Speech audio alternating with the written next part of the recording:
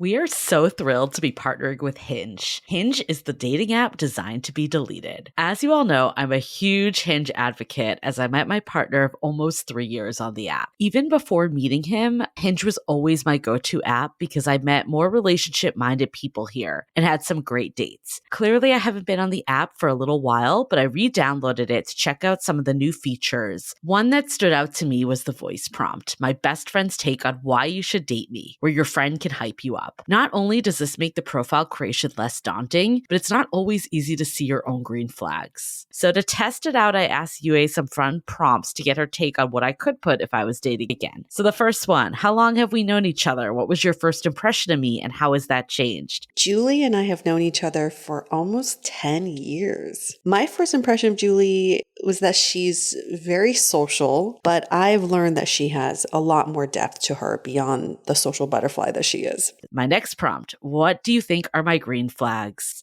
I would say she's deeply loyal. She believes in love, curious mindset, and she is fearlessly ambitious. And then last but not least, what kind of friend am I? Julie is the kind of friend who will always have your back, no matter what. Damn, that feels nice to hear. So download Hinge and try voice prompts today. Then find someone worth deleting the app for. I was so excited to get my shipment from Last Bottle Wines in the mail the other day, full of incredible red wines, all from Napa Valley. I love wine tasting, so having this to my door couldn't be happier. Also, couldn't be more excited that today's episode is brought to you by Last Bottle Wines. If you don't know already, they're a Napa-based online wine shop with a twist. They offer just one handpicked wine per day until it sells out, and they're always at incredible prices. We're talking 30 to 70% off retail. And the best part is that there's no subscriptions, no fees, and no minimum purchase. And I could not be more excited to bring this offer right now because they're having a marathon sale, which is coming up March 28th and 29th. Even better, we're offering Dateable listeners 10% off your first order with code DATEABLE. So if you are a wine lover like me, this is a great time to join. And did I mention that shipping is 100% free? So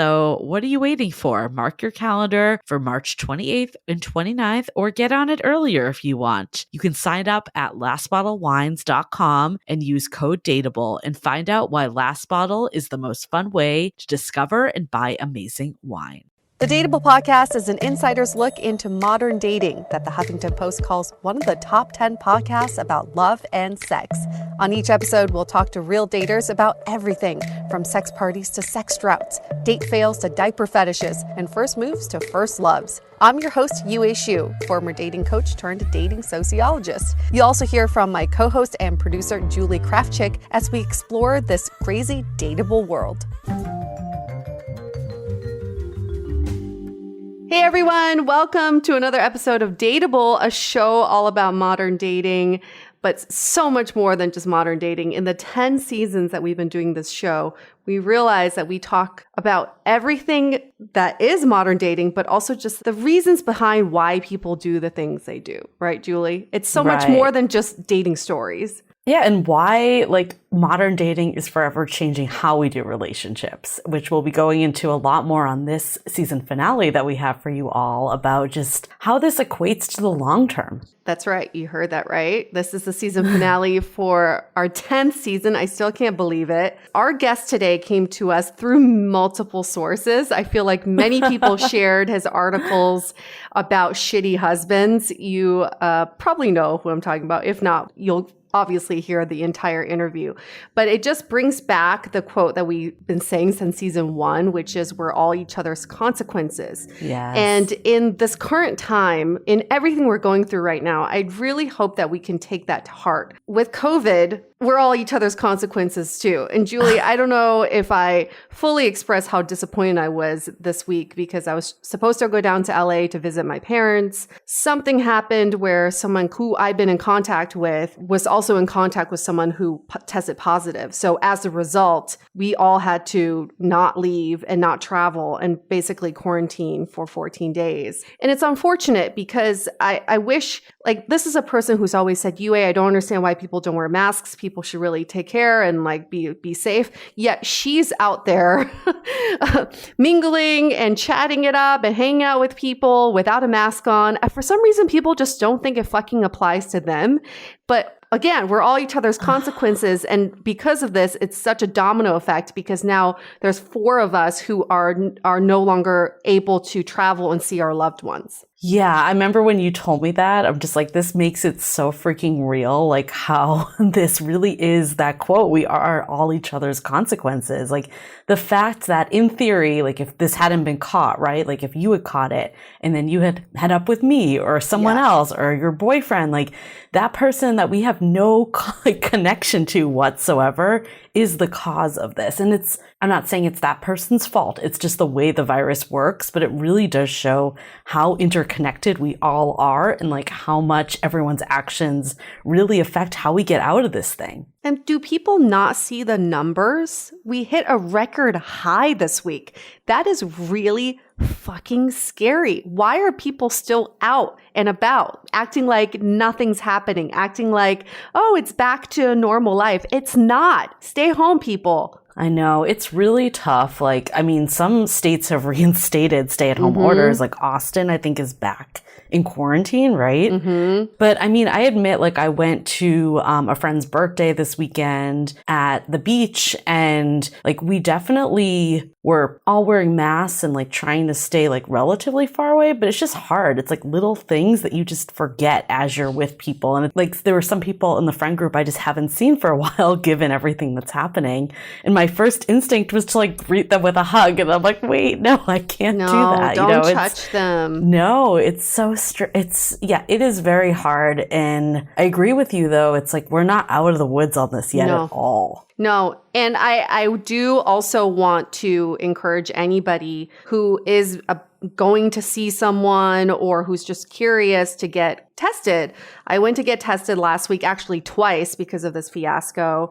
It's not as scary as you think. We used to think that they prod your brain and then you feel like you're drowning. It's not that anymore. They've totally changed it. It's just a short Q-tip. It's basically like someone tickling your nose from the inside. They swap both of your nostrils and you're in and out in like 10 seconds. It's not scary. So go get tested, even if you have just a little bit of suspicion that you may have it. Yeah, I mean, when you said that to me, it definitely made me feel a lot more confident to go get tested. Because I admit, like, I was debating after the protests and I was kind of scared because I've heard just like how bad it was.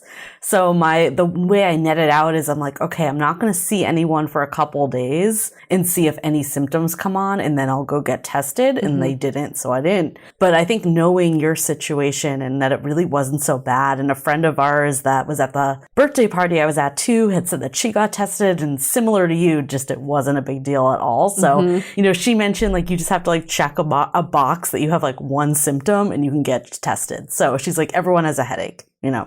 Right, exactly. That's what I checked too. And it's just, I don't know, it's a tricky situation too, because there's also such a thing as getting tested too early. So you're supposed to get tested 5 days after that first contact, and then 12 days after the first contact. You're supposed to get tested twice. So this is where my frustration lies, is that because of this one incident, I've reset my clock. Now I have to get tested again in a few more days. It's just really fucking annoying. Anyway, it drives me crazy that people really treat COVID like it's a religion. Like some people believe it and some people don't. Or some people just think it's the Easter bunny. Like, no, it's just some people made it up. You know, it's like a little kid's story. It's not. It's real and it's killing people. Yeah, so I had a big week this week. I went to the dentist. Oh yeah, you were super excited about going to. It's because your dentist is hot. Right? True. But I told you that I was like, my dentist is really attractive and he's really fun. I think he's single. Like, maybe I should look into dating him. And then I started like looking him up online, and I'm like, he is definitely gay. Oh, like 1,000%. I sent you a photo and she's like, yeah. Like, my gaydar is terrible, guys. Like, terrible. But well, regardless, he's still hot. He's still an attractive guy. And the like hygienist is super sweet too. Like I was like so excited to see them. I like thought I was going to give them a hug, but again, I had to refrain myself. I was like, I've never been this excited. But I was thinking about why I thought about this. I was thinking about getting tested because you mentioned you got tested where my dentist is. But then I'm like, wait, this wouldn't actually do anything because I'm going today. Right. Like I need to give it the time. But I was a little bummed today. I gotta admit, like I feel like usually like the Pride Parade is something I look forward to every year. And today when we record this, it's Sunday. The episode goes out on Tuesday. So you guys might hear a little bit of a lag between what's happening real time, but we try to keep it as close as possible to, you know, give you guys the day by day of what's happening. But yeah, just thinking about Pride today, like this is normally the Sunday parade in San Francisco. Like it's in different cities on different days, but it's all in June. And yeah, it made me a little teary eyed. I pulled up an old photo of you and I from Pride from like 2017 or something. I remember that photo. If you've been following us on Instagram, Julie pulled up this photo, and what makes it so memorable is that I just got Mojo. Oh, right. I had just gotten him like the week before or something. He was really scared of people. And I was like, hey, let's take you to a Pride Parade where there's thousands of people. But yes, I agree. I think there's just like for us at work, we did a virtual Pride Parade, but it's not the same because you still want the atmosphere, the energy. Like it's just not the same over Zoom or Facebook Live. So I get it. It's like, I think this week it has really set in for me that the rest of 2020 might just look like this. I don't. Oh, I've already accepted that. I've definitely already accepted that.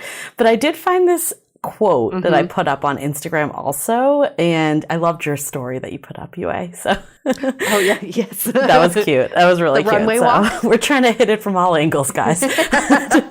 This quote actually that I found, the reason why I really liked it is because it also, I'm not trying to detract from Pride at all, but it kind of made me think about like Black Lives Matter too and what's been going on there. But the quote is, "Gay pride was not born of a need to celebrate being gay, but our right to exist without persecution. So instead of wondering why there isn't a straight pride movement, be thankful you don't need one." And it kind of really hit home for me that it was very similar to what's happening with Black Lives Matter. When people say all lives matter, why that's so offensive. It's not saying that white lives don't matter. It's just saying that like you don't need this.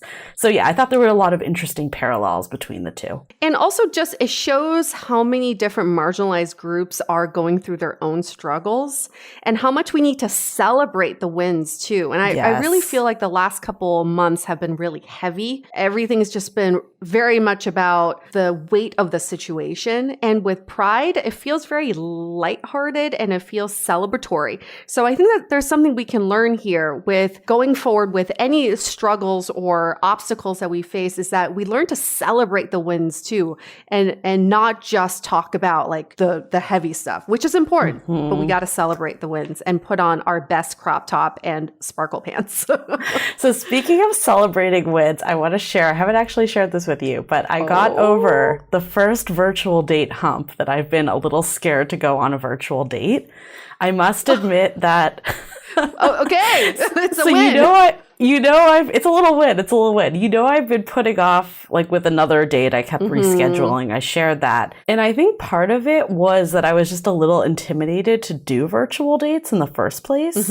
Like, I think personally, I've been told this before, so it's not like I think it, but people are always like, oh, you look better in person than you looked in your photos. Like, I don't think I'm a super photogenic person. So I also feel a little intimidated by video. So I'm always like a little scared. Like, I don't want someone's first impression to be on video. Like, Yue knows that I'm not like super comfortable in video and I'm trying to get better at it. I'm like, how do I work my angle better? How do I get the lighting better? All of that. So I was like, okay, you know what? I'm just going to do it. I'm going to like get over that hump and just see that it's not that bad. So I did a video date. I grabbed a glass of wine and he was not like the photos at all. Like, not just like total mismatch in like vibe and everything. Like good, and better, or not as good? Not okay. better. Got not it. better. Okay. So again, I'm not saying that like you should do this, but I have figured out a way to get, because another fear of mine is like, how do you get off of the date? Like in real life, you're like, oh, I have somewhere else to go. I have friends to meet. Like, how do you get out of it? Everyone knows you're doing nothing, right? So I figured it out, guys. I have a plan for everyone. So this actually happened to me not on purpose, but I think it's the way to go in the future. So Yue also knows I've been having internet problems all week. Oh, and always a good excuse. I was on my phone on WhatsApp. I decided to use WhatsApp video because I think setting up a meeting for a date is just too much for me. Yeah. So put my ring light on, put WhatsApp, my phone in the little ring light holder, and the reception was terrible. Like, it was so hard to hear him, just everything. So it was on my side. I knew it. But I also knew it just wasn't a match. And I'm like, I could endure this for another 20 minutes, or I could get 20 minutes back of my life. Yeah. So I was like, I feel like the connection's not very good. Like, can I hit you up when I get my internet fixed? So for anyone that needs an out, you just know there's no connection, literally, that could be your answer. So just, fake some sort of technological issue. You just, or you just freeze, just don't talk. Yes, exactly. And then again, wait for them to log off. I'm not saying that you should treat someone poorly, but at the same time, if you just know it's not a match, that's also a benefit of videos, that you didn't risk your life, you didn't risk their life, you didn't waste their time, all of that. Especially this day and age, getting to a date,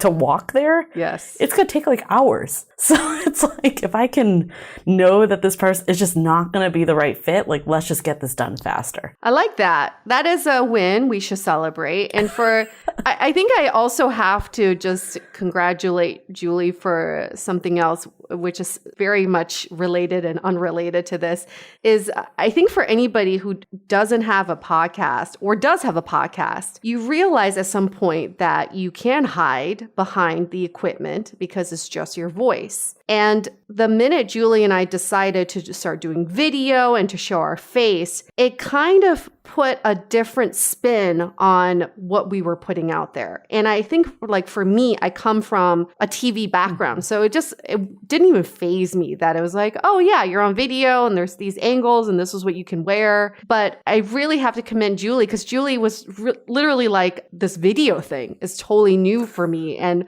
for me to put myself out there to all these people that I've never met, it's very daunting. Stage fright is not just on an actual stage. It's video. And even for all of you who are doing virtual dating, video dating, you know how freaking awkward it is to get on video. So Julie, that's another win for you, is overcoming that awkward first time of being on video and just not staring at yourself the whole time and picking at yourself. So this is a growing moment. It is a growing moment. Another growing moment is I got so many DMs for the Would You Rather. So yes. I made up another one for you. Okay. This is just for you. It's just one question, but I think you need to hear this one. Okay. We're going to make a compilation of this one day. Okay. Oh yeah. A bunch of these questions. Would you rather know how long you and your partner will last in a relationship, or would you rather know how long your partner will live for? Whew. Oh my God. I don't even know. I asked my boyfriend this and he's like, I don't want to answer that question. I was going to say initially, I thought your other one would be would you rather not know? And I was going to say I'd rather know how long we were going to last, just so I can plan accordingly. But that's my inner planner coming out.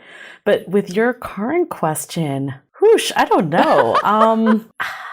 I know, it's a little morbid. I guess I would want to know how long we were going to last, because I think I would be afraid of the answer. What if they were the answer the other side? What if they're oh, you're going to die tomorrow or in 30 years? That's just too morbid to me. As much as I'd obviously want it to work out with a partner, I would rather, I think knowing that information can give you power, where knowing when they're going to die doesn't give you any power. Right, because it's out of your control. Right, right. If you know you're not going to make it past a year, then you're okay, let me either see, is this because we're not addressing things? Is this because we're just fundamentally different and maybe we should actually end it sooner? I think it would bring up a lot more questions that you could ask to really start evaluating your partnership. But just knowing when they're going to die doesn't really give you anything to work with. Yeah, I'm in the same boat as you. It reminds me of that Black Mirror episode where there's an app. As soon as you meet someone, it shows how long you'll be together for. for, but it ended up being basically a social experiment. Interesting. Because the test wasn't right. Anyway, there was a whole other level to it. Interesting. But I do think if you knew how long you were going to last for, there's something you can fight for if you think that person is right for you, right? Right. I love this Would You Rather. We'll have to hear from people that have heard this now for a couple weeks and see if it's something we should like make a segment every week. Or I keep coming up with them. Change it up. You know, there's so many options, but yeah, we did another fun Facebook group happy hour this week. So yeah, keep it rolling. We'll, you know, like there's always something new every week. So we're not going to spill all the good stuff. You got to go there for yourself. So you can join the Facebook group at Love in the Time of Corona or facebook.com/group/dateable podcast. And really in the Facebook group, we discuss a lot of the recent episodes. And I always find these discussions really interesting. And this episode in particular, Julie, I bet you anything it's going to elicit so much discussion. This man, Matthew Fray, wrote so many articles, but he wrote this series of blogs about shitty husbands and how to be a better husband after going through a very traumatic divorce himself. And he'll tell you all about what happened during this divorce in this interview. But coming out of this discussion, I really think there are some great takeaways, but also some predictions that we should be making about marriage, gender roles, about the idea of a husband in general. I think it's all very much changing. But my prediction for the future of relationships and marriages is that people will go into marriages with a lot more understanding of their past and how that feeds into their current communication style. People of the past, I'm so sorry. You were thrown into the marriage pool and left to drown, because how were you supposed to know how to swim? That you were just thrown into this experiment called a marriage, and you just have to make it work somehow. But after this discussion, I really think the prediction for the future is that we will be equipped with a lot more skills and resources and tools to communicate with our partners better because of learning and unlearning from our past. Absolutely. And I think like one of the things that was really interesting about this episode is you might say, oh, well, I'm not near marriage or I'm even close to it. This doesn't relate to me, but it does. And I think what his point was, the people that have problems, it comes too late. Like they're not prepared for it. And by the time it hits, it's already over. So like, how can we prepare for the challenges? And there was a point like, you think it's like infidelity, you think it's like money issues, like you think it's these certain things, but 90% of the reasons why marriages have their demise is it's over these little everyday things that just keep building up resentment. And I think we've talked about this before. Like, are there ways that you can go to couples counseling at the start of a relationship, like preventative counseling? Are we going to have a world where people learn this stuff in school, like how to communicate better? Because we also talk in the episode, this is beyond just romantic relationships. It's having any sort of relationships. If any of you have lived with a roommate before, you've probably run into very similar things that really can come out years into a marriage. So I think my prediction is that it's just going to become a lot more socially acceptable to be doing this stuff in advance and not when there's an issue. But this is just going to get baked into our society, that these are things that we need to learn and address and do from day one and not just when shit hits the fan. And I completely agree with that. In order to get there, starting today, everyone listening right now, you need to start changing your narrative about marriage in your head right now. Yes. Unlearn what the media has told you, which is after marriage, you stop having sex and she becomes a nag and he becomes a kid. After marriage, everything goes downhill. And then once you get married, your life is done and your husband will cheat on you or you'll complain about your husband or like get over it, because these were all storylines that sold Hollywood movies for so many years. And now we need to stop consuming consuming that, because that's not the narrative that will make any marriage a successful marriage. So the buck stops with us with that narrative. Capiche? Capiche.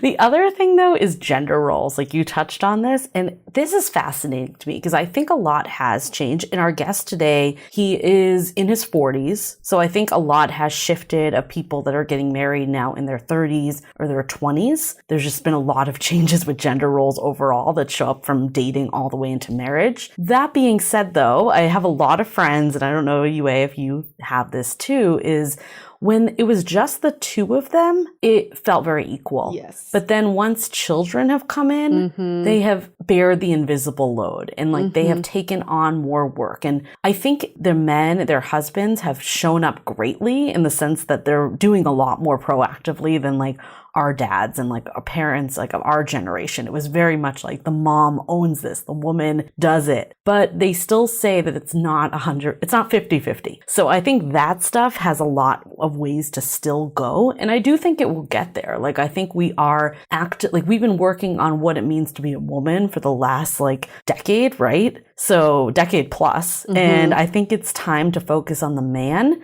And our guest today, Matthew, like he says that like him growing up as like a football player, he just was never taught this stuff. So I think it does come back to the education and the preventative that I was just talking about, but it's getting both partners there and not being like, oh, this is a woman's thing to worry about. And that, another very good point, because again, we need to change the narrative, because I think this society, we reward transformation quite a bit, or we reward anything that's anti-stereotypical. So we reward the stay-at-home dad. We reward the drug addict who is now clean. We reward the criminal who has come out of parole and has a job. But we don't reward the person who has been a good person their entire life, or the stay-at-home mom who has worked her ass off her entire life. Right. And that's where for me, where the chip on my shoulder would come from is like, what about the women who are just doing the job because they're doing the job? They're not even looking for recognition.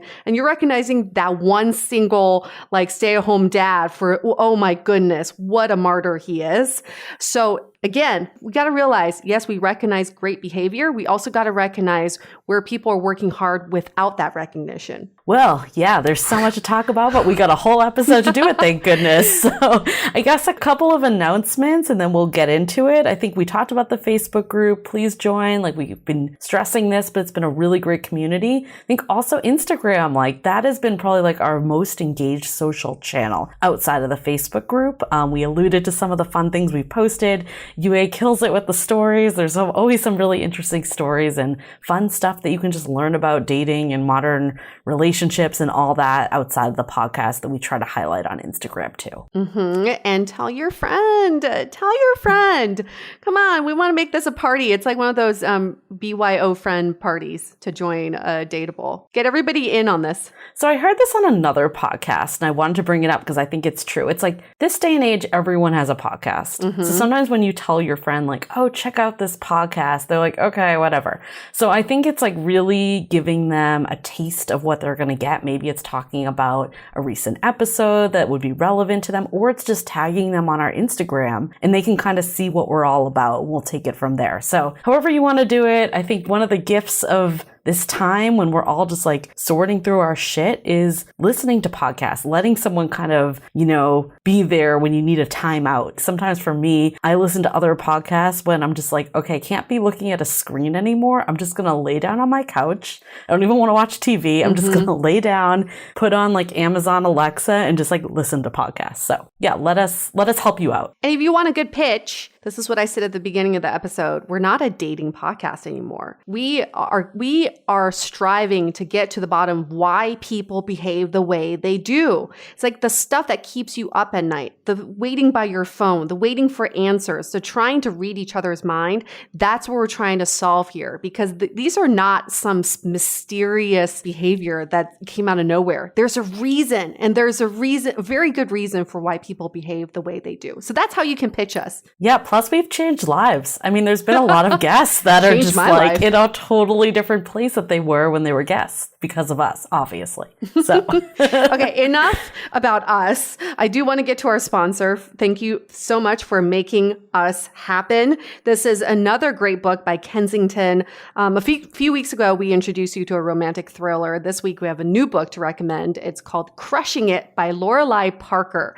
This exciting new romantic comedy combines humor, second chances, and a good old-fashioned love triangle in a thoroughly relatable tale about a woman blossoming into her own and learning the key to love can only be found by first loving oneself. Sounds familiar.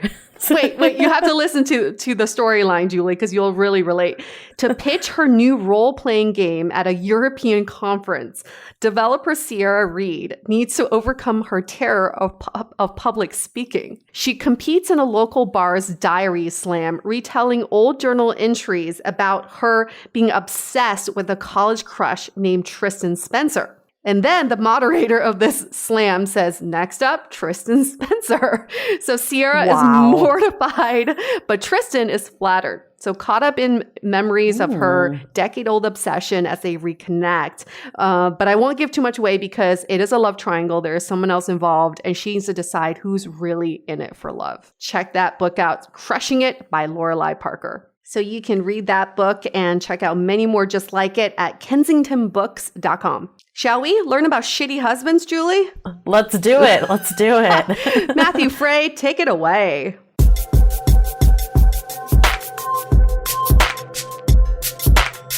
I have to give everyone this backstory because it is something that has changed my relationship. So I think it's important to give this backstory. The guest we have on today wrote a blog article called "She Divorced Me Because I Left Dishes by the Sink." Before I have ever met Matthew Fray or even had him as a guest on our show, my current boyfriend's ex-wife posted this article about 3 months after we started dating. So I was like, damn, okay.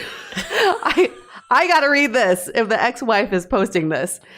And I won't go into the details of why this article really changed my life and my relationship, but I do want to talk about how interesting it is to see from an outsider's perspective of other people's relationships sometimes. So I'll leave it at that, but let me just give a quick intro to Matt Fray. He is currently living just outside of Cleveland, Ohio. He's been there for 14 years, born in Iowa. His parents divorced just before his 5th birthday, and he moved with his mom to a small town in Ohio. He's 41 years old and he's divorced, and he wrote a very popular blog post in addition to this one that went viral called An Open Letter to Shitty Husbands. He's also known as a relationship coach that works with husbands on how to avoid divorce and is also an author for the Good Men Project. Hey, Matt, how are you? Hey, Matthew. Hi, thank you so much for having me. That was funny. That was a lot. Yeah, I mean, the fact that, because Julie also found you separately from when this article was posted, and when she mentioned your name, I was like, fuck, yes, we need him on so bad. I need him.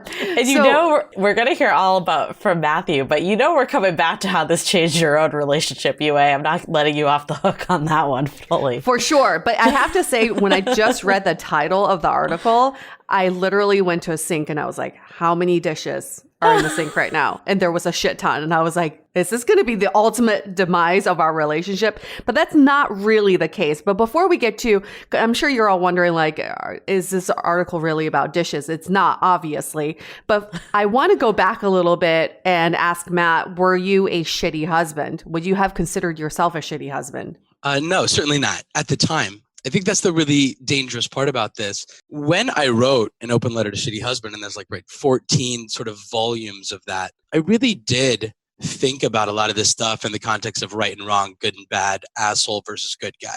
18 months in the relationship coaching business has really modified the way that I come at this. Certainly, there are people with ugly intentions doing ugly things out there that are damaging relationships, but I think it really is true that a lot of really decent people do these things in their blind spots. And it's not so much that they're doing a bad thing. It's that they're blind to what's happening while they're not paying attention. Mm-hmm. And then maybe doing a piss poor job of validating the pains that are trying to be communicated after the fact. So what was your story? Like, what happened in your own relationship that kind of spawned all this? I just thought I was a nice guy, right? And I talked to a lot of men about this. I talked to them and I said, let me guess, you're a pretty likable guy and you had a really, decent sort of like upbringing in school and with your family, and you've got a lot of positive feedback. You probably got pretty good grades. You probably succeeded in all of your endeavors. And right, you're successful at work. And when you meet people, most people like you. Most people have good things to say about you. And the one person in your entire life who complains about you, who suggests you have some potential character defects or that you're causing harm, is the one person you promise to love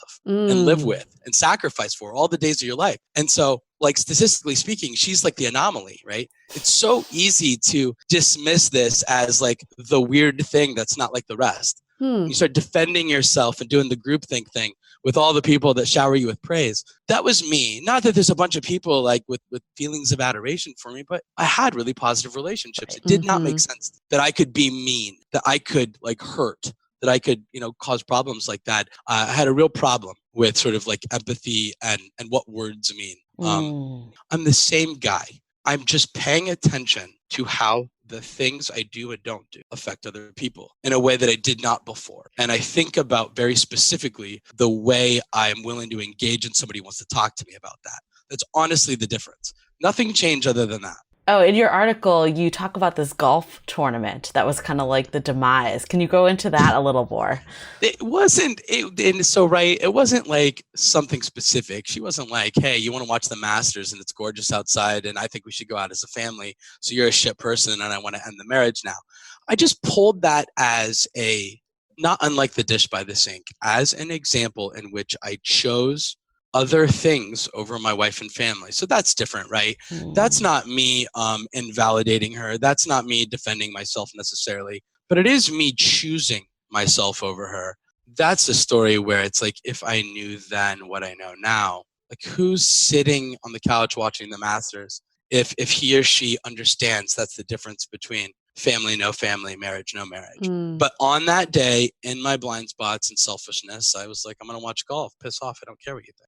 And that's gross when I think about it now. How long were you married for? We were together 13 years, married for 9 of them. So not ridiculously long, but sort of long enough. Yeah. How long ago was the divorce? It's about 7 years now. Wow, 7 years. Yeah, I know. Time flies. Yeah. The Open Letter to Shitty Husbands was written in 2013. And still kind of has legs out there. But I feel a little bit bad about it because that's not how I want to approach men. 7 years later, hey, shitty husband, you suck. Listen to my wise divorced self is not the way. But when did you become this wise divorced self? When did you come to all these self-realizations? Really slowly. So what happened was, wife left. April 1st, 2013, very specifically. Wow. What time? Remember? 3:45 p.m. 3:46, okay?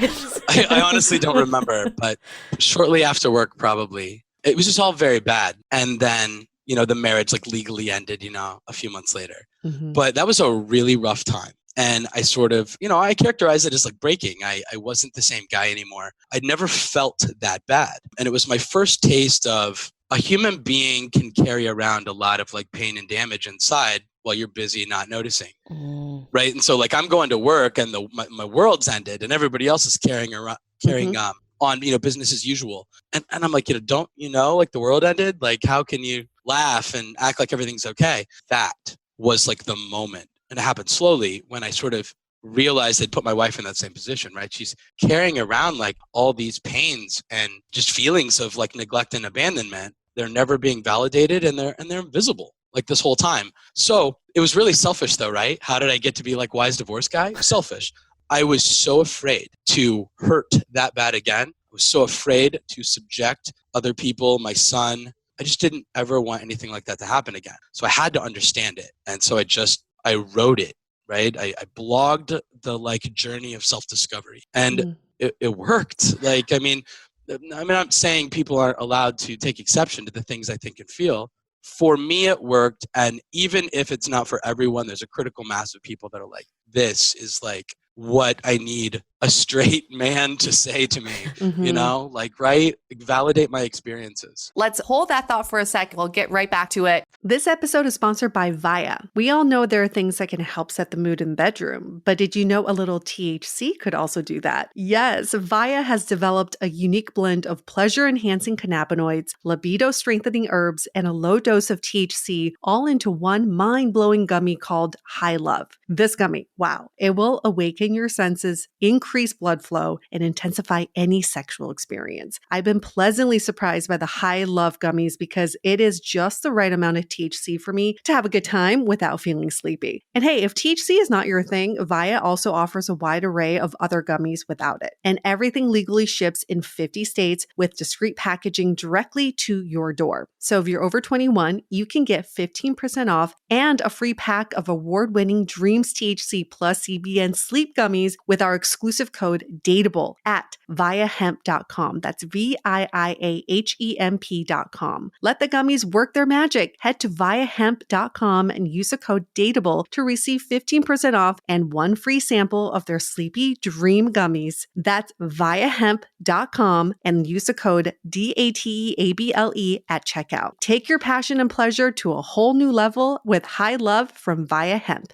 This episode is made possible by Armoire. Armoire makes getting dressed easy. With a clothing rental membership from Armoire, build the perfect wardrobe with brands that are high quality, unique, and recommended just for you. All you have to do is take a 5-minute style quiz and select items from your dynamic, personalized closet. The styles show up at your door in as little as 2 days. Then when you're ready for new clothes, just swap them out. Listen, I live in Southern California. There is absolutely no need for puffer coats or any sort of those winter jackets. But when I travel anywhere else in the world in these cold months, I'm often burdened with the task of getting winter clothes. And now with Armoire, I can just rent my winter wardrobe. It's brilliant. Right now, our listeners can give Armoire a try and get up to 50% off their first month. That's up to $125 off. Just visit armoire.style/dateable. That is armoire.style, spelled ARMOIRE.style/DATEABLE to get up to 50% off your first month and never worry about what to wear again. Try Armoire today. As you know, I recently left my corporate job and I've been in total recovery mode, all about self-care. One of my new routines is the nighttime shower before bed. There's just something about washing away the day and that reflection that's been super helpful for me. I've been using one of our partners, Osea's Mega Moisture Duo. This combo body oil and body lotion are so freaking incredible. It literally feels like I'm at a spa. I realized that the secret is seaweed and other skin level ingredients that are normally reserved for face products. And that's why I was so excited when Osea became one of our partners. And, we're so grateful for partners like this because one, they keep the show going, but they're also super good for all of our listeners and for our own well-being. So if you want to have that nighttime bliss like I am doing, you can get 10% off your first order site-wide with code DATEABLE at oseamalibu.com. You'll get free samples with every order and free shipping on orders over $60. So head to oseamalibu.com and use the code DATEABLE for 10% off. Let us know which products you end up going with. Share them in social. Super excited to see what you end up choosing. How many volumes do you have now of this open letter to shitty? I haven't written them for a long time. I can't remember when the last one was, but there are 14 sort of like individual like chapters in that. So how did you evolve the most from chapter 1 to 14? All right, so I was really whiny and emo at the beginning, right? I'm like, woe is me, my wife left me, I'm pathetic. And now, some people might be like, you're still those things. But, right? Maybe, but I don't think so. I used to associate conversations about emotional intelligence and empathy and these things related to a relationship health, right? I was like guy who played football, right? And I was like that guy. This is not the stuff we talk about. Right? In the locker room or out with their friends, there's this sort of like weird borderline sexist macho component underneath some of these conversations. And I think at least in the context of men and heterosexual relationships in the United States who grew up in environments like me. I don't know what that number is, but it's several million. our inability to sort of deal with these things are a real problem. I'm just not afraid of it anymore. I mean, I'm not going to be ashamed of talking about things that impact everybody. So did you and your wife did you ever have any conversations along the way? Or was it just like out of nowhere, kind of all these like little things started to really build resentment, and that's when she called for the divorce? We had a million conversations along the way. And the lion's share of my coaching work is about navigating those conversations more effectively so that you're not stuck in this like toxic cycle. I call it the same fight, like capital TSF, like the same fight. And it just happens over and over again.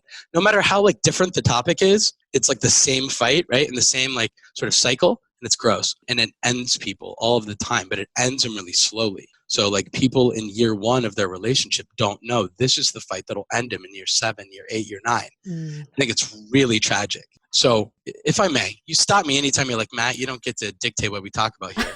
No, keep going. Keep going, please. I want you to know how I think about this. It's so important to me. Here is sort of like what happened as I was like working on myself and thinking through all of this.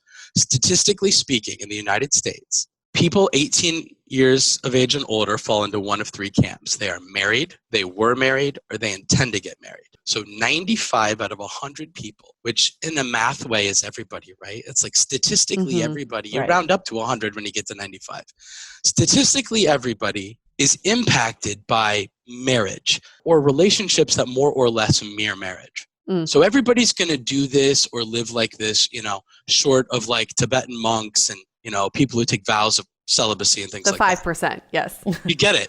And people don't know that a routine conversation about a dish by the sink, about watching the Masters on a Sunday versus going out and taking a hike in the national park is going to honestly be on the list of things that ends your marriage. Right. Divorce is a really rough go for a lot of people. And when I put all that together, when I think about all of the people who are really good and really trying and they enter this thing sort of like intentionally and voluntarily, and they don't even know, they don't even have the list of like, hey, here's the shit to worry about because it's going to end you.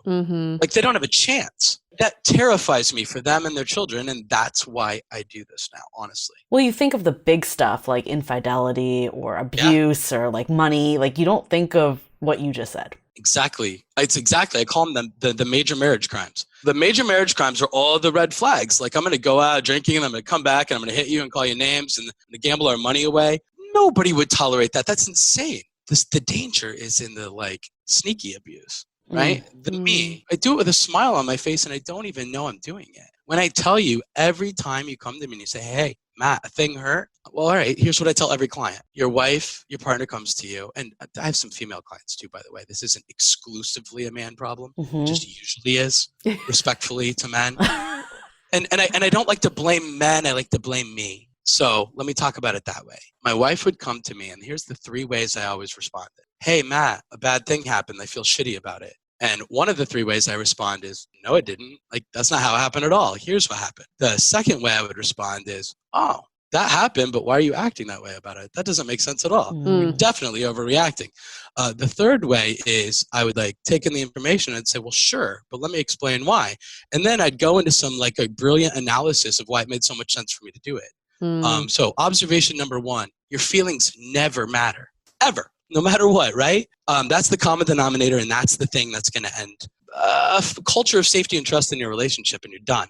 That goes away, and you don't believe your partner's going to come around on it, you're done. But the thing that like really got me about that last one, by the way, good people can do this. Like a really solid, high-character human being can try to set the record straight, can try to say, hey, I don't think you should feel that bad about it. It's not a big deal. And a really good human can explain why they like did something intentionally. This is not this gross asshole behavior. Right. But when we defend it by trying to explain why we did it, we also mathematically promise we're going to do it again. Not only did your feelings not matter, but I just justified it. And I just basically said in a scenario, I'm doing this again. And how is a spouse who feels shit on every day and unseen and invisible and unloved and all the things, like how is she supposed to like make that choice, or he, if it's that scenario, make the choice to like choose that over and over and over again? At some point, a person has to choose between their wellness and that. And that's what I made my wife do. She had to choose between giving up half of our son's childhood. He was 4. She had to sacrifice 7 years of his life as a loving, adoring mother, or like live with me.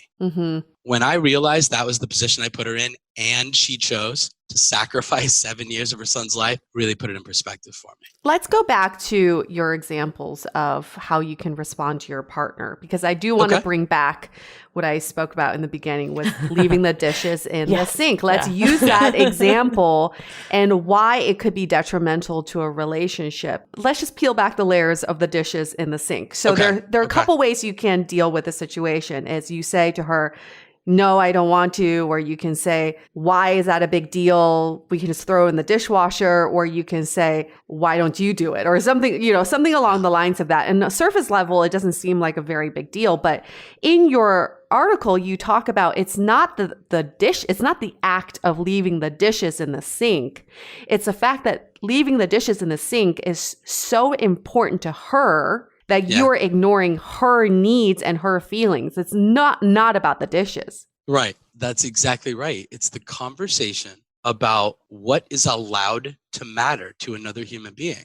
Myself and a lot of people think their opinion about what matters to another person should have merit, like in the world. Like in this scenario, I promise you, I'm not trying to not answer this question. I feel like it's all the same like conversation. The 3 ways we respond to a person who comes to us and says, hey, this shit thing's going on and I don't feel good about it. The thing that starts that like cycle, that response pattern, is that we're judging whether we think you should or should not feel as you do. The very first mental action we're taking is evaluating whether it's okay for you to think or feel a thing. And that is why I'm like, guys, you have to notice that you're doing this. I always have this book next to me when I'm talking to people. It's James Clear's Atomic Habits. Has nothing to do with relationships, but I try to make like everything about relationships when I come across like cool ideas. Yeah, us too. And I started to like apply like this sort of idea of neuroscience to this. I'm like, can you notice yourself judging your partner's like feelings and trying to make some sort of judgment about it? Can you agree it's not useful? And then can you interrupt that process, and instead of choosing this like judgment evaluation process, can you instead choose like validation and like curiosity? How about if you don't get it, you seek to understand instead of being a dick about it? So I had this happen actually to me, not in a romantic sense. When I lived with my past roommate for 5 years, like we lived together for a very long time. So it was almost like we were in a relationship living together, right? And I admit that I was that person that left dishes in the sink, and it really pissed her off. Pissed her off. And I think for a long time, I was totally guilty of what you just said, even as a woman. Like I was like, who cares? It's the dishes. Like who cares? Right. And I think where her anger came, finally we were able to like really sit down and talk about it, was that it felt like it wasn't just the dishes. It was that she felt like I didn't pull my weight around the home in general. So it was like one more little thing. And it's like, I'm doing all this stuff, like I'm cleaning the bathroom and I'm doing all this. You can't put this one dish away. Like it kind of like minimizes everything else that they're doing. And when she said it, I totally felt empathy for it. So I think it's a double edge, because like I'm agreeing with you. Like I think men, women, whoever should be empathetic and understand it, but also it's the way it's communicated too, because the way she talked to me made me not want to do the dishes, because it was like build up, like she exploded probably at you. Well, all and this the way resentment. she talked to me, like she actually worked with like special needs children, and the way she talked to me felt like she was addressing her students. I'm like saying that in a nice way, but that's how it felt. Like it was very demoralizing and demeaning, and it literally made me want to do the opposite.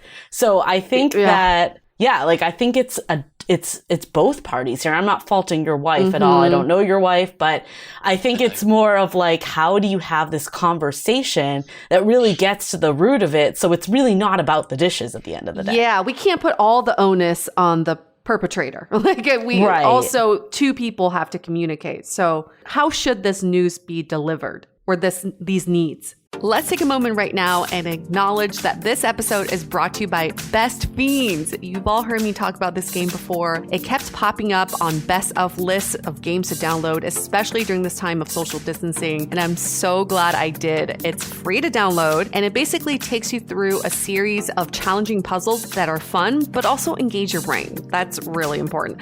I like that it's a casual game that I can play during any amount of downtime I have, and it features these really cute bug characters in the game that just make me smile every time I see them. I'm now on level 185, and there are now 3,000 levels on Best Fiends, so I have a lot of catching up to do. I love that they update the game monthly with new levels and events, so it never gets old. Engage your brain with fun puzzles and collect tons of cute characters. Trust me, with over 100 million downloads, this 5-star rated mobile puzzle game is a must-play. Download Best Fiends free on the Apple App Store or Google Play. That's friends without the R. Best Fiends. Now back to the show. How should this news be delivered, or these needs? That's funny. And so I have a lot of female clients, right, who are more or less the equivalent of my wife in my marriage, right? And they're calling and they're like, how do I do this? I actually had this conversation like 2 hours ago. And so one of the first things I always talk about is this idea of disassociating character from it. Can we start there? Can we agree that if he's a bad guy, a fundamentally bad human being, that it does not make sense for you to be in that relationship? Like, you just shouldn't. If he is or she is out to get you and sabotage like you and your life, like, have values and boundaries and protect yourself. Like, you deserve that. So, know your worth. After we establish that he's not doing that, right? He's not like intentionally waking up and saying, I'm going to like try to shit all over my wife's life today and make our marriage horrible. Then it's, can we agree that the same fight that you have every single day has never worked yet? Like, can we agree that in the context of data trends, doing the same thing isn't gonna like play at all? So I'm always encouraging a slightly modified like version of communication where we're emphasizing the fact that we don't believe you are doing this to cause the pain that I feel. I am, in the spirit of cooperation, trying to just let you know that this thing you're doing that you do not perceive to be harmful or painful, I experience as harmful and painful. And then, and then we have this like problem with it. It's really, really hard to do when you're pissed. Like, who the hell am I to like start telling people how they should behave? I was on a podcast with like a lady who's a marriage counselor, and she told me that she tells her clients not to talk about anything they perceive to be important if their like emotions are registering at a 3 or above on the like 0 to 10 scale. And she talks about like the chemical neuroscience of that. And, your brain starts, you get a bunch of like fight or flight responses and things like that. And you're shittier versions of yourselves than you otherwise could be. And she's like, if you can have like a pact, like a code to just not go there, or what if you're always both trying to keep it at 3 or less? I mean, imagine like, if you're mindfully trying to always keep like everyone's emotions at this like nice, comfortable place, and both are actively participating in that, nobody's ever inciting anything. And you're constantly seeing somebody that's like looking out for your best interest instead of what always happens. Right? Which is, I think you said two things that I think are really interesting. One is that this person has your best intentions. Like, you've separated the people that don't, right? And I remember there was this dating coach, Evan Mark Katz, that I found like when I was like in the thick of dating, when I was like in my like mid-20s and just totally clueless, to be completely transparent. And I remember like one of the things that was really set me apart was like, he was like, if he's your boyfriend or he's your husband or whatever, he's not out there to get you. And you need to remember that. So I think that's like step one for people that are in this situation in the receiving it. I'm not going to say that the people that are doing things should not change as well, but that's one way that you can kind of interpret things different. And I love that you hit that point also. But then the other side that I heard from someone was like, if you can start conversations with like, I love you and this is what's happening, or like something positive. So when you're having it, it doesn't feel like an attack to someone. It's more of just like, we're in this together and I want to share why this is hurting me. And it's not that I want to abandon you in the relationship. I just want to work to make it better. That's at least my thoughts. I try really hard to not be in the business of like asking wives to do things differently. When they're in this dynamic, this classic sort of like what I perceive to be the most common like uncomfortable marriage where this dynamic's at play and the guy is sort of this constant invalidator and the wife is doing the invisible load thing that you talked about earlier. I really appreciate you sharing that story, by the way. That was such a great demonstration of how this is not exclusively this like man-woman thing. This isn't this exclusively like heterosexual marriage thing. These dynamics exist in lots and lots of relationships. Conversations we're having right now apply to things much bigger than me going on socially in the world right now, right? You can apply all of these same ideas about other people's experiences to much more than just romantic relationships. But okay, so the other side I want to bring into this is example with an ex that I've had where all he wanted to do was avoid conflict and appease me. So I would say, can you please put the dishes away? Can you please take out the garbage? Can you please do this? And he would say, yes, yes, yes, yes, yes, and keep doing it. But he would also keep leaving the dishes in the sink or keep the garbage out. But every time I asked him to do it, he would do it. So then what this ended up building was a lot of annoyance from my side because I'm like, yes, you do it, but you keep doing the same thing. And to him, it built up so much resentment because it reminded me of what you wrote in your article was about me being his mother. I felt like I was mothering him and he felt like I was his mother, telling him to do his chores. So this is like the other side of the spectrum is like a couple trying to avoid conflict.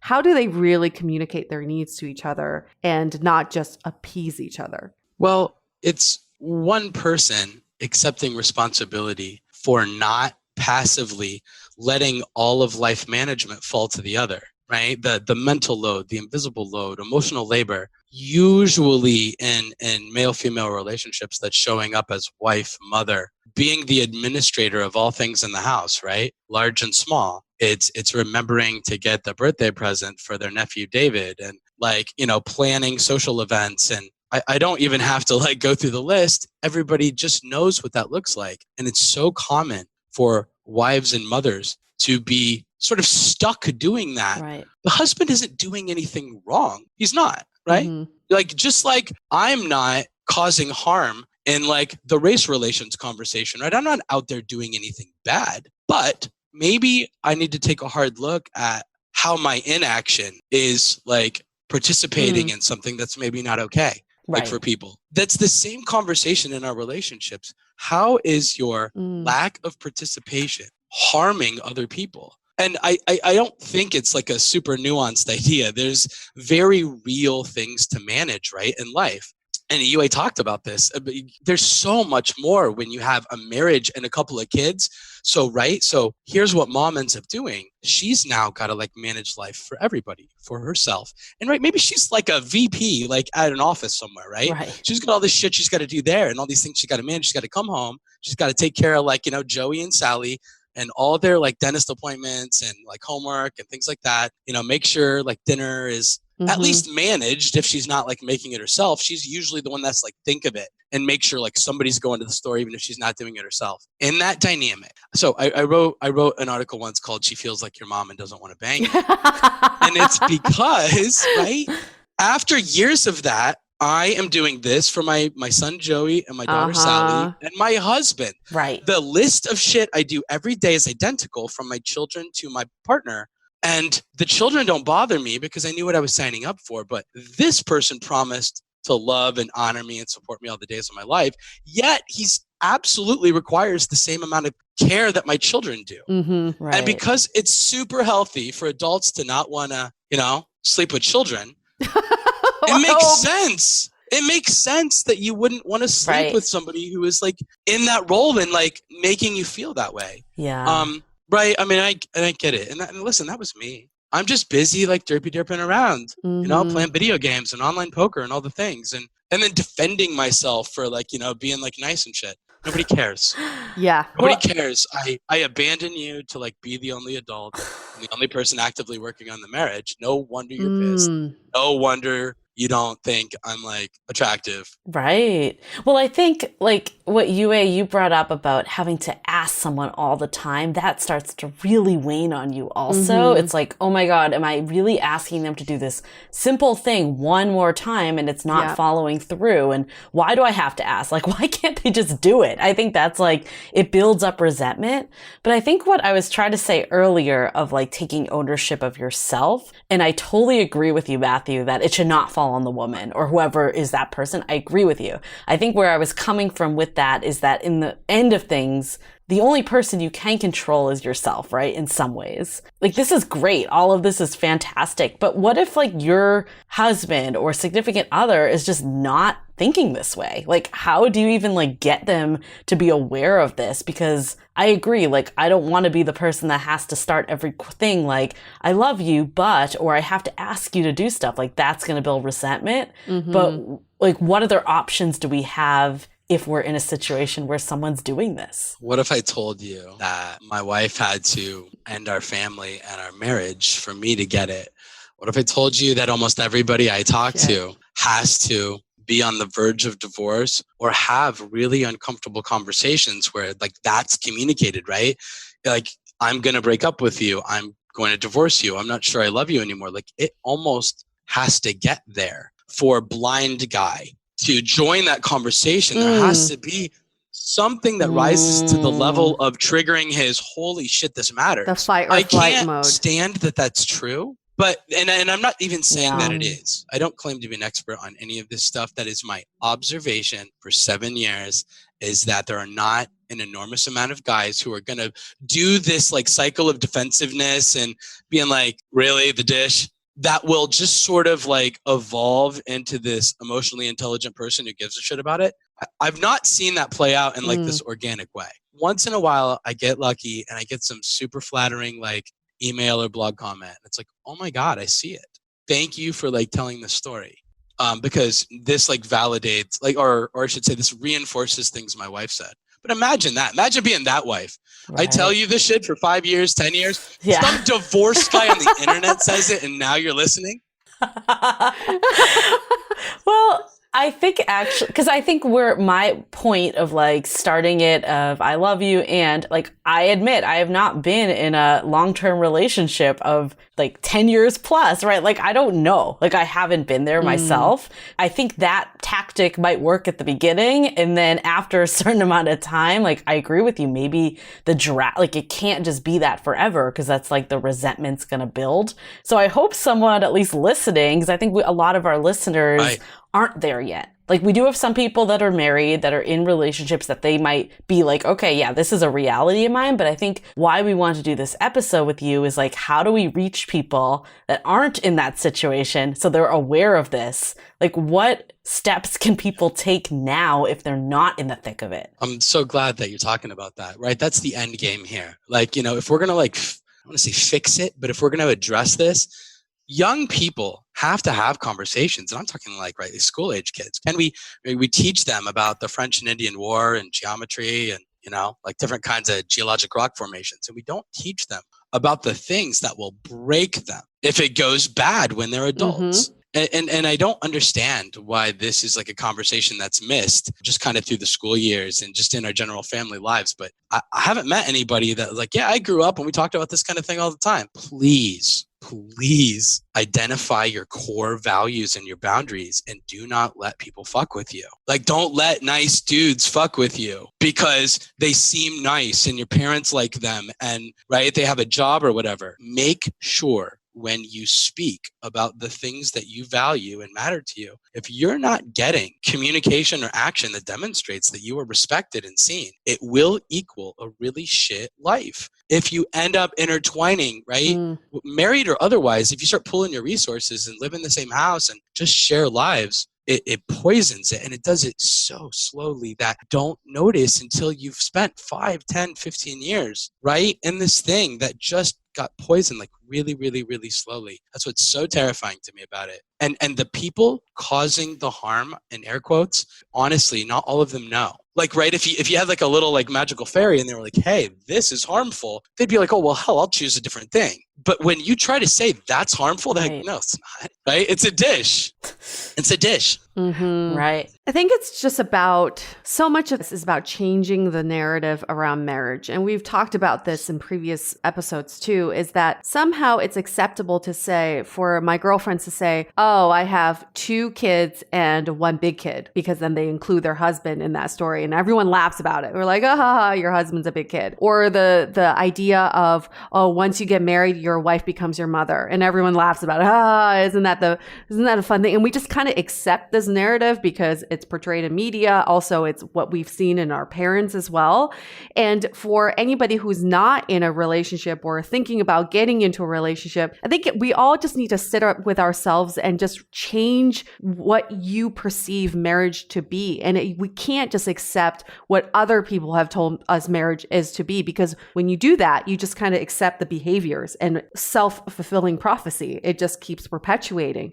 So we got to just redefine, and what you're saying, Matt, is like redefine your values and what you expect from a marriage, and make sure that it's what you want and not what you think society is telling you it should be. Yeah, it has to happen. I think a lot of people get married because exactly what you said. They just grow up and they see it, and everybody around them's getting married, and maybe they feel like their biological clock's ticking, so to speak, or all my friends and cousins and all these things, and right, my parents are saying, when are you going to have babies? I want to be a grandparent. There's a million different versions of that story, and maybe you're just dating for 3 years and it feels really bad, but you're like afraid to start over again, right? It's like, well, I've got all this time invested. I'm not going to find anybody better. You know what? You might not find anybody better. That's not what I'm talking about. This is not about trading up. It's not about replacing human beings.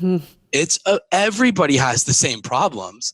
Like, everybody has the same like weaknesses, so to speak, but who's going to choose to like show up for you? And it's really, really important. I'm still the same guy that leaves dishes by the sink, but I'm not going to disrespect you if you tell me it hurts you now. And I'm sure as hell not going to leave a dish by the sink if I understand that you perceive that to be a sign of disrespect in our relationship. Right. How do you start having these conversations like early on? Because it's like, I think a lot of it does stem from gender roles, right? It's like there's a lot that was expected of women that men didn't. Like, I think like the stuff that you said is in a way stereotypical. It's like, I won't do the dishes or I'll watch sports. Like, that is very stereotypical gender roles. And we are now in a society where we don't want that, right? We want more equality. We don't want that to happen. But how do you even like get to a place where one person like recognizes that they're not carrying the load? Like, how do we like get there to begin with? In the context of this super stereotypical conversation that is not entirely fair to 100% of the people, where it's like men passively letting these things fall to women, the invisible load, emotional labor, this idea of validating people's feelings and having healthy communication. These are like classic common symptoms that are showing up in heterosexual relationships over and over and over again. I hate that the onus sort of falls on women in this situation, but I'm afraid that it might in the context of dating. And so let me ask you, if you don't mind, when you're sitting at that dinner table on that first date or wherever, or second or third, you're right. When is it okay when do you feel safe bringing up big ideas that hint at this possibility of like, are you afraid to say it because you don't want to like communicate to the guy that you're thinking about long term because maybe it'll scare him off and you want him to like you? But there's all kinds of reasons I'm afraid to like be honest when I want somebody to like me on the other side of that table, right? I've embraced this idea of this is all the shit that's wrong with me. This is everything that sucks about me. I want you to understand it because A, I'm self-aware, and B, I want you to get it. I want relationships to fail fast if they're going to fail fast. I think that's the way, honestly. So have that conversation really early of just like, this is what I'm looking for. Sell me on the alternative, right? What's the argument for the one that drags out 2 years and ends miserable? We all do that. Like, I mean, I did it, I'm 41 now. But I've had that like scenario play out, right? Where it's like, like a year or two and then you're like, I just wish people would. It's so hard. And that's so hard to say that to somebody on the front end of marriage. It's really easy for me to sit here where I got to split time 50-50 and not see my son half the time. And I don't like that, where I have to feel like regret and some residual pain. I'm not sitting around whining about it anymore, but it's not pleasant. that I'm divorced 41-year-old guy who sees his son half the time. I'm not like, that's not like a badge of honor or anything. So it's easier for me to champion the virtues of like enforcing your boundaries early and radical honesty and be courageous. And I would have never done that when I was 20, 25 years old. Totally. So, right, like I'm trying to be like realistic about what's out there, but I would just encourage people to choose courageousness, because you're not going to be happy with your life if you sort of end up with somebody who isn't going to honor your values. That's such a great piece of advice. I think that like the people that aren't even asking those hard questions at the beginning, we talk about that a lot of like, we'd rather figure it out earlier and not have it amount to more if we're just totally incompatible. So 100% with you on that. But I feel like where I question it a little is like, if I'm on a date, because I'm very upfront early on, and someone's like, yes, I totally agree on equality and sharing responsibilities, and that's them saying something. But what happens when it doesn't go into practice? Because I think people have good intentions for the most part, but sometimes the follow through isn't there. Like, how do you then have those conversations? Well, and what does that look like, right? A lot of this stuff materializes when you share space. A ton of these conversations emerge when you're roommates and or spending a lot of time together. Or quarantine together. Yeah. So how, when in a scenario in which you have two different addresses and you are just seeing each other once a week, twice a week, I don't know. How would that conversation organically emerge? I'm not sure. I think the conversation that would show up isn't the like emotional labor, invisible load situation, the dish by the sink per se. I think it's the, hey, this happened and I felt bad situation. Like that's the one where it's like, is that son of a bitch trying to like decide for me whether it's okay or not okay for me to feel the things I feel? That would be, to me, the early relationship thing to like evaluate and talk through. Got it. Like, hey, you know, like you're great and I would really like this thing to work out. But one thing I'm not going to tolerate is a human being who thinks they get to decide for me whether my feelings have merit, whether my beliefs have merit. I'm not going to choose to be with somebody. And so the brave thing is, can you courageously communicate that without, and you don't have to, right? It doesn't have to be a threat. It doesn't have to be mean. It can be, I really would love this to work, but it's not good for either of us for me to just feel bad all of the time. I'm simply not going to do it. Anyway, I'm right. The whole choose yourself thing. You're good enough and you're worth it, and choose yourself. Yep. And I pointed at me earlier. I really am not, I'm not like a horrible person. And that's the whole thing. It doesn't matter that I'm not horrible. It doesn't mean I can't hurt you. It doesn't mean being in a relationship with me can't result in your life being painful and worse. I don't think it would be today. But like, right, hypothetically, all of these really great people out there, one has nothing to do with the other. And so you can't like measure just on, oh, they're so kind, they're so nice, and they're so funny, and they're so smart. It's not even about that. It's, you have to have intentional conversations about what it means to show up for somebody, and everybody gets to decide for themselves. And my fear is that people that are 20 to 25 maybe don't even always know how to like define their personal values and boundaries. I don't blame them, because I didn't either, but I love if they thought about it. I really do think that is the beauty of dating, is that you're constantly trying to figure out where your boundaries are, what your needs are, what your values are. I would say in my current relationship, our roles are a little bit flipped. For the longest time, I thought I was just the perfect girlfriend, because none of my exes have ever expressed their needs or some sort of unhappiness with me. So I just assumed I was killing it at this girlfriend game. And my boyfriend right now is the first one to really call me out, and not call me out in a way that's saying, I don't like it when you do this. But the way he frames it is, it really means a lot to me when you do this. And that puts it in perspective for me, because it's not about the action. It's that it means a lot to him. And I think that's what we can put into practice even more. And I wish I had done this in my early dating career, is just put it in perspective of, it means a lot to me when my partner does this for me. And so when people are dating in the very beginning of a relationship, even though the dishes and the trash and whatever, that those are not scenarios that come up, maybe it's just practicing those statements with each other and say, it really means a lot to me when you do X, Y, and Z. So Yue, you said that Matthew's article changed your relationship. I'm coming back to it. You think I forgot, but I'm coming back. How do you think hearing this type of stuff started conversations for you and changed your relationship? And well, I think, you and I talked about this on a previous episode, which was when we first started dating. I had a stake in the ground about my identity. It was like, I'm an independent woman. I decide when I sleep over at your place. I decide when I leave your place. I have full control of my life. Fuck you if you don't like me, that kind of mentality. And so we had a lot of conflict, or I guess not even conflict, just a lot of conversations about when I can sleep over. And at first, I just didn't want to give up my control. And the way he framed it to me was, even though, and I appreciate you being an independent woman, that's what attracted me to you in the first place, it means a lot to me when you sleep over. And the way he framed it really helped me take my guard down and think, it's not really about me in the situation. It's about how I can cater to my partner's needs. And I would say this, and I can't believe I'm saying this out loud. I would have to express some gratitude for his ex-wife, who probably planted the seed for something like this so that he's able to act on it in his next relationship. Because I can guarantee you, he probably did not express it in this way in his marriage. Right. So do you think that I guess in a way, he kind of had the same situation that Matthew did that ended in divorce. Like, do you think that the same revolution was made from these experiences, and how did that affect your current relationship? I won't speak directly to his relationship because I just don't want to, probably unfair to bring up details. But I will say, from overall observation of all the divorced men I've talked to, these little things only come up in couples counseling. And then they get blindsided. They're like, wait, I didn't know that putting away the laundry was so important to you. Is that really why we're in couples counseling?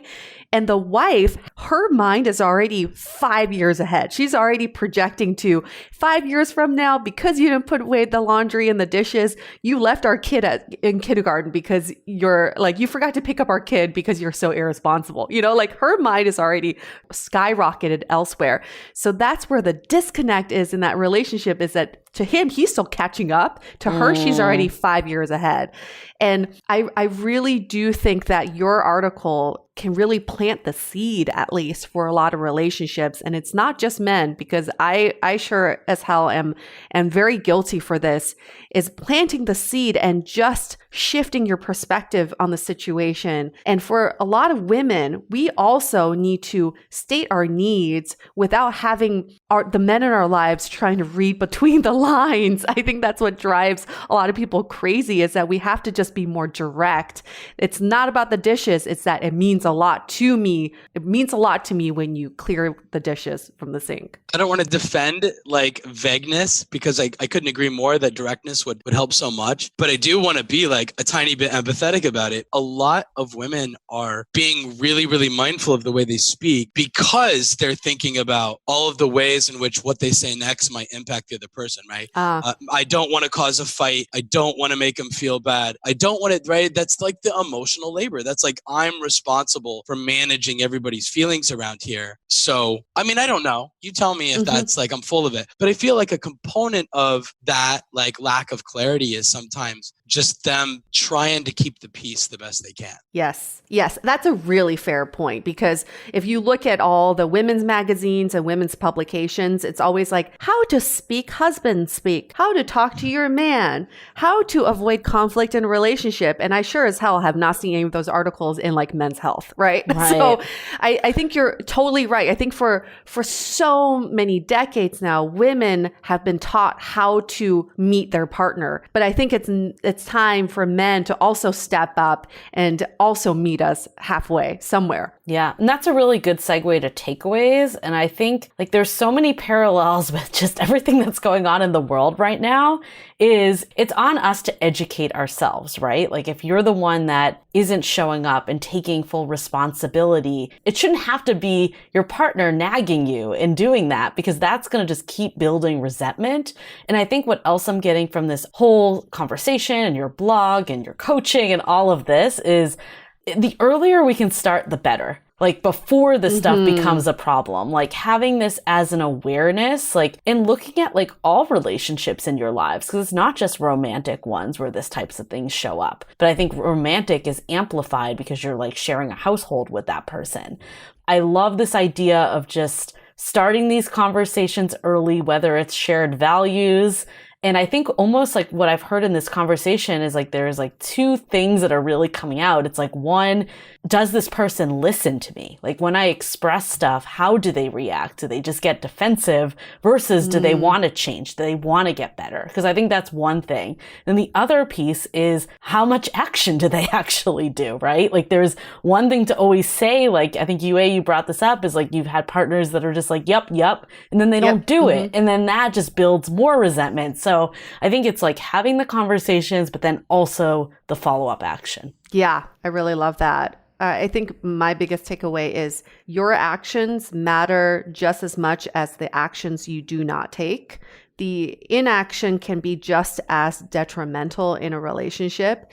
And for all the couples out there, because I've spoken to many of you who are in quarantine, who are having these really hard situations and uncomfortable conversations, take it as a great thing, because you need to have these uncomfortable situations and conversations in order to move forward and evolve your relationship. And if you're just trying to keep the peace and not speak and not take the action, then it all builds up underneath. And that's exactly how earthquakes happen, right? They just build up, and then one day you're completely rattled and your relationship is exactly where you don't want it to be. So I really appreciate that piece of reminder that you gave us, Matt. I also love this idea of every time your partner asks you to do something or makes a request, your partner is actually asking you to show up for them in that relationship. So maybe it's just do a quick translation in your head when your partner asks you to take out the trash. Translation, babe, can you please show up for me in this relationship? I think for me that really helps because it lets my guard down. My pride sometimes gets in the way. I can just sweep it off to the side and think I need to show up for my partner and prioritize him. And there is a stat, right, out there that women are the ones that usually initiate divorce, because I think a lot of times it gets to that point where they're just done. Yeah, I think this getting ahead of it is early and often. I know, Matthew, I know you live and breathe this stuff, but is there any takeaways or closing remarks you have? Just the things you talked about, right? And it's 7 out of 10, I believe, statistically. I don't know the exact number of divorces filed on average every day in the United States, but it is 7 out of 10 initiated by women. UA sort of used like the earthquake analogy, and I've always used the smoking in 1960 analogy. In 1960, people were smoking on airplanes and in classrooms and with the windows rolled up in their car and their babies in the back seat. And nobody thought twice about it. It was just we smoked. That was what people did. And then life happened and, the American Cancer Society got involved and there was a bunch of medical data and we're like, holy shit, this is bad for you. And people get cancer. And now today, 2020 and several years ago, everybody started to figure it out. Are now a society that fundamentally understands smoking equals this bad thing. Very few people smoke relative to per capita, the 1960s. And to me, that's what this has to be. People were doing things in 1960 that was harming their health and would eventually kill them without having any awareness that what they were doing would eventually kill them. Imagine. And that's what I think relationship health is like today. People engage in activities that will end you. And will hurt you, it will hurt them. And there's no way you would choose that. That's not what you would choose. You just don't even connect those dots. So I think a lot of people are innocently, blindly, unawarely, not a word, living, right? Like living these things. And I hope we can eventually be having conversations where people think of a lot of these things that harm relationships in the way that we think about smoking today. I am aware that they cause problems and I'm going to actively choose to not be a part of it. That is a great analogy. That's really fantastic. I think that's something we all need to hear right now. And we've gotten quite a few requests from couples who are going through a really difficult time right now. What is something that you can leave them with? And I don't think we need to go into like spiritual woo-woo shit, like everything's going to be fine and love each other and put each other first. I mean, that's great. But what is something really practical you can give them that maybe will just help them get through today? May I ask a question that you may not even want to answer? Do you have a largely female audience or is it pretty diverse male-female? Do you know? Very diverse. Yeah. That's awesome. So let me like do the stereotype thing and talk to the guys. And I apologize because I know that this is not one size fits all and it never will be. But if you're a guy and if you identify with the story of, I always respond to my partner one of three ways. I correct her. I say, hey, that did happen, but your feelings are a little bit out of whack. Like, why are you reacting that way? Or you explain yourself and defend it. If you're the kind of person that does that. And again, it's not like you're a bad guy for doing that. You just do it. I did it every day of my marriage, probably. Try to notice that you do it and just try to replace that habit with seeing that, hey, my partner's afraid, my partner's angry, my partner's sad. When I am angry, when I'm afraid, when I'm sad, this is how I want people to show up for me. So I'm going to intentionally choose to show up for them. And I'm going to just try to get busy understanding how that thing that's completely out of my line of sight could have made them feel that way. If you engage, and that's not, it sounds like really way more comprehensive than it is. Just try to figure out what the problem is. Try to figure out how he or she could come to that conclusion. And if you do that instead of the thing where you judge them and then try to correct it, it will change your life. It will. Like that little simple, seemingly ridiculous action will change everything if you are with someone who feels regularly invalidated when they try to communicate what's going on in their hearts and minds. Love that. That's great. I mean, I agree. That's like the most impactful thing anyone can do. Are you currently dating? What's your status? It's funny, I like strategically didn't answer that question. I know. I'm not letting you off the hook though. It's funny. I see one person and I'm in this like funny place in life where like I don't know what to do with myself, right? So like, you know, nobody's like talking marriage, but you know, we've been hanging out for like a year. Nice. She's lovely and you know, it's really gross how much better I am at treating like someone I'm dating today versus my wife. I feel like this guilt complex about it every day. That's growth though. That's growth. She's really cool. I'm not sure she wants to be my son's stepmother. I have no idea. This is the most in-depth conversation I've ever had about. Wow. Honestly.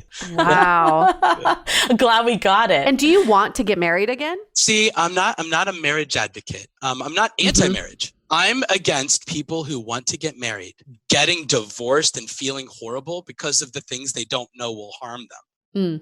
That's the real like crisis here in my estimation. I don't really care if people get married or not. I just want them to be equipped with what they need to know if they do. I figure I'll know if I want to marry somebody again, right? It'll like be really apparent. I'm in a funny place. My son's about to turn 12. I have a lot of insane things going on in my personal life with all of this. You know, right when you reached out to me, I mean, the world changed.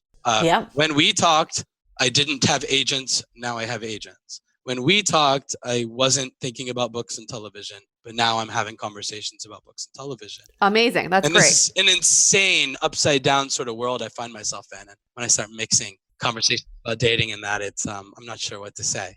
I don't know. But if people do want to reach out to you, how can they find you? All right. So my blog is called mustbethistalltoride.com. And honestly, that's really the path right now.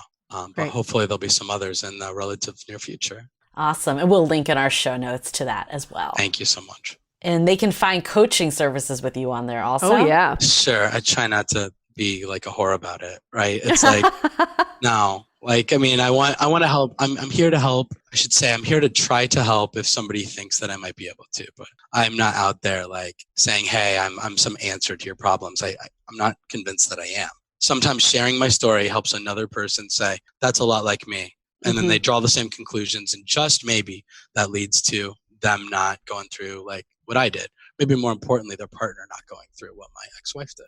Right. Really appreciate you speaking from the heart and sharing your story. And also just, it's a very humbling conversation that we just had about the realities of relationships, not just marriage, relationships. These relationships could be also just platonic relationships too, and how much that can impact the rest of your life. And so again, really appreciate you coming on the show and sharing your perspective. Thank you so much. Thank you. Before we let Matt go, we're just going to hold him hostage and deliver this announcement that if you like this episode, if you like our other episodes, please leave us a review in Apple Podcasts. Again, we are able to get a great guest like Matt because we have the ratings and the reviews that we do, and we want to continue getting everyone the content that we really want to put out there. So please, it takes 2 seconds, leave us a rating or write some nice words, It's much, much appreciated. Or tell a friend. Leave us a review and then tell a friend. All right, so we're going to wrap this up. Stay dateable. The Dateable Podcast is part of the Frolic Podcast Network. Find more podcasts you'll love at frolic.media/podcasts. Want to continue the conversation? First, follow us on Instagram, Facebook, and Twitter with the handle @DateablePodcast. Tag us in any post with the hashtag StayDateable, and trust us, we look at all of those posts. Then head over to our website, dateablepodcast.com. There you'll find all the episodes as well as articles, videos, and our coaching service with vetted industry experts. You can also find our premium Why series, where we dissect, analyze, and offer solutions to some of the most common dating conundrums. We're also downloadable for free on Spotify, Apple Podcasts, Google Play, Overcast, Stitcher Radio, and other podcast platforms. Your feedback is valuable to us, so don't forget to leave us a review. And most importantly, remember to stay dateable.